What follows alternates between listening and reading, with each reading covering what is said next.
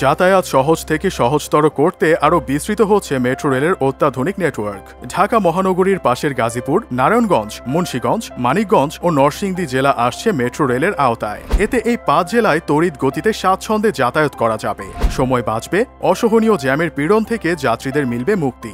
বর্তমানে শুক্রবার ছাড়া সপ্তাহে প্রতিদিন সকাল 7:10 থেকে রাত 9টা পর্যন্ত উত্তর থেকে মতিঝিল পর্যন্ত মেট্রো রেল বাণিজ্যিকভাবে চলাচল করছে। এমআরটি পাসধারী যাত্রীরা সকাল থেকে রাত 10টা পর্যন্ত মেট্রো রেল যাতায়াতের সুযোগ পাচ্ছেন। প্রতিদিন গড়ে 3 লাখ যাত্রী এই বাহনে যাতায়াত করছে। এছাড়াও চলমান রয়েছে মতিঝিল থেকে কমলাপুর এবং উত্তরা থেকে টঙ্গী রেলওয়ে স্টেশন পর্যন্ত লাইনের কাজ। মতিঝিল কমলাপুর অংশটি 2025 সালের জুনের মধ্যে চালুর কথা থাকলেও তা ডিসেম্বর পর্যন্ত বৃদ্ধির প্রস্তাব করা হয়েছে।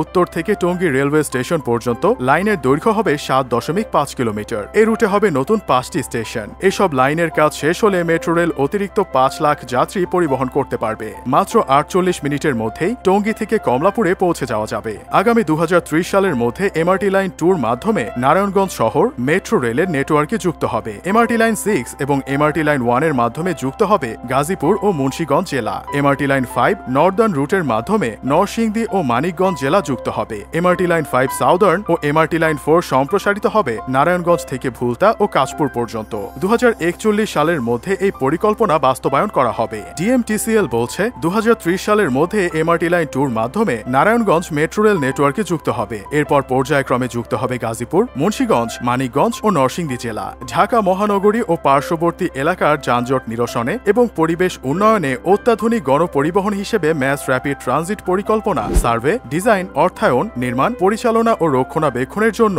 2013 সালে গঠন করা হয় Dhaka mass transit company limited. DMTCL এর আওতায় দ্রুতগামী, নিরাপদ, নির্ভরযোগ্য, শীততাপ নিয়ন্ত্রিত, সময় সাশ্রয়ী, বিদ্যুৎ চালিত, পরিবেশ বান্ধব ও দূর নিয়ন্ত্রিত অত্যাধুনিক প্রযুক্তি নির্ভর স্মার্ট গণপরিবহন হিসেবে 6টি মেট্রো রেলের সমন্বয়ে একটি শক্তিশালী নেটওয়ার্ক গড়ে তোলার জন্য 2030 পর্যন্ত কর্মপরিকল্পনা গ্রহণ করা হয়েছে। 2030 সালে সব মেট্রো রেল নির্মাণ শেষ হলে প্রতিদিন 52,40,000 যাত্রী চলাচল করতে পারবে। এমআরটি লাইন 1 প্রকল্পের আওতায় নির্মিত হচ্ছে দেশের প্রথম পাতাল রেল। এটি চলবে রাজধানীর উত্তরার বিমানবন্দর থেকে কমলাপুর পর্যন্ত 19.872 কিলোমিটার মাটির নিচ দিয়ে। এছাড়া রাজধানীর বাড্ডা, নতুন বাজার থেকে পূর্বাচলের পিতলগঞ্জ ডিপো পর্যন্ত 11.369 কিলোমিটার উড়াল পথে। উড়াল ও পাতাল রেলপথের সমন্বয়ে এমআরটি লাইন 1 হবে 31.241 কিলোমিটার দীর্ঘ।